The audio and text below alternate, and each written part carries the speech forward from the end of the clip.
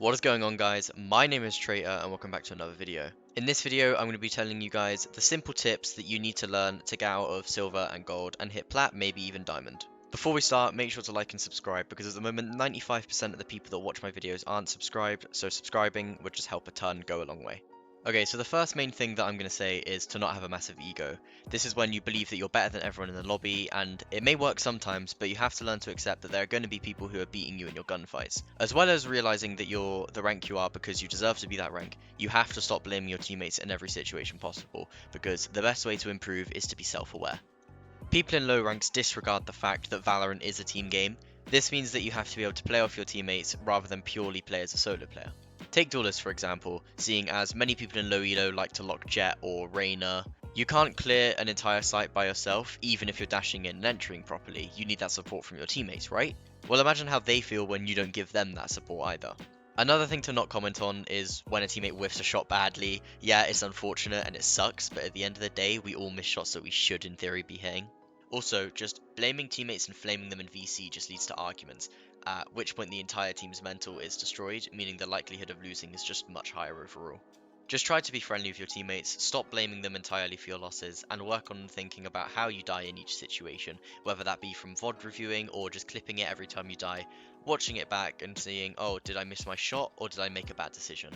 Also, it goes without saying that there are going to be deaths when you play that are just completely unlucky, whether you're stunned, whether you're ulted, things like that. These are things that you shouldn't worry about because it's a round that you're probably going to lose due to the amount of util that the enemy has, so you shouldn't spend your time dwelling on them, thinking about it. Just work on yourself and the deaths that you could have prevented.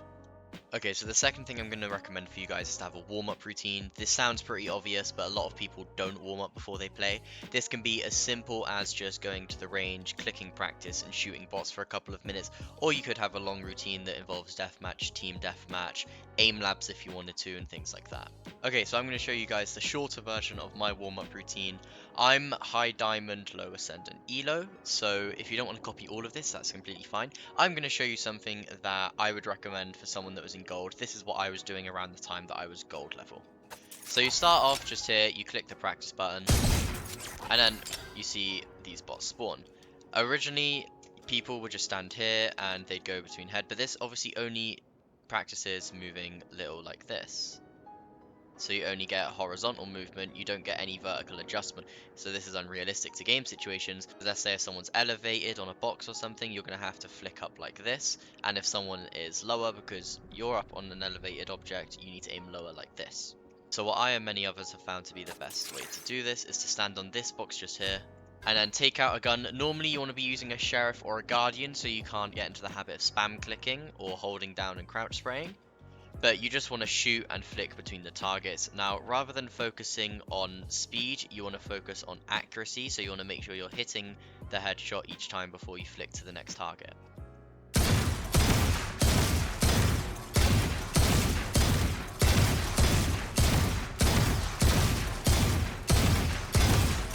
So you just want to do that for around a minute just to get your hands warmed up. It's almost like if you do aim labs, it's like doing grid shot, but rather than doing it in aim labs, you're doing it in game, so you're getting that better practice that's more like a real game situation. Okay, so after this, you have a couple of options. It depends. If you want to warm up your flicks, you can do just the start button and flick between them. Start on easy bots, work your way up to doing medium, and then if you feel confident enough, do the hard bots. Don't move up into the next level unless you can get at least 27, I would say, out of the 30 bots, because if you're getting 10 on easy, you don't want to then jump to medium where it's a lot harder to get the kills. But another thing that I have been doing recently is setting my bots to eliminate 50 and strafe. And then I click start, I'll use the sheriff again so that I don't crouch spray. You want to make sure when you're in the range that you're not crouching while shooting at all. Crouching while shooting isn't an awful habit to have, but it is if you're doing it for every single kill. There are some situations where you want to be crouching. So I'll click start now, and you'll see someone spawns in here and they strafe. Now the best practice is to track them a little bit before you get the kill. So you track them left, you track them right, and then you shoot and get the kill. You want to do this for a little bit. It takes a bit of patience, but if you listen to music like Spotify or if you listen to a podcast whilst you warm up, it's not that bad and it's actually fairly enjoyable because you see progress. Don't worry about how long this takes you really, because it's just practice at the end of the day. And if you miss a shot like that, it's alright, just don't panic, and just shoot when you definitely know the crosshair's on their head. But yeah, so that's the gist of that. You want to be doing this because not every enemy is going to be stood still when you come into fight with them. They are going to strafe left and right depending on their skill level. Another thing that I like to do is just leave it on eliminate 50, click start, and then you just go over here. And you can use a Vandal for this if you want, but you also want to be making sure you're warming up your ADS, because ADSing is a big thing in the game that you want to be doing, because not only does it make your second bullet more accurate, but you also get a slightly higher zoom level, so it's easier to hold angles.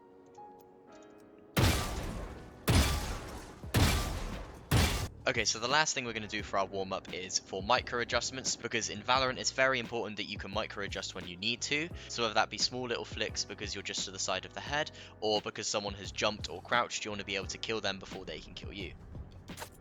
So for this, we're just going to walk over here to the side.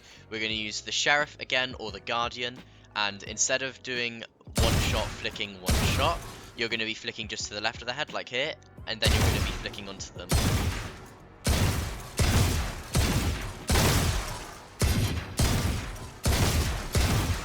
So this practice micro adjustments, you want to do it from all 4 areas, so high, right, left, under. Okay, so now that we've done that, we're just going to do a little bit more just to make sure the hands are fully warmed up before we queue. So for that, we're just going to take the Vandal and we're just going to do one shot, flick one shot, and we're going to do it in little bursts like that.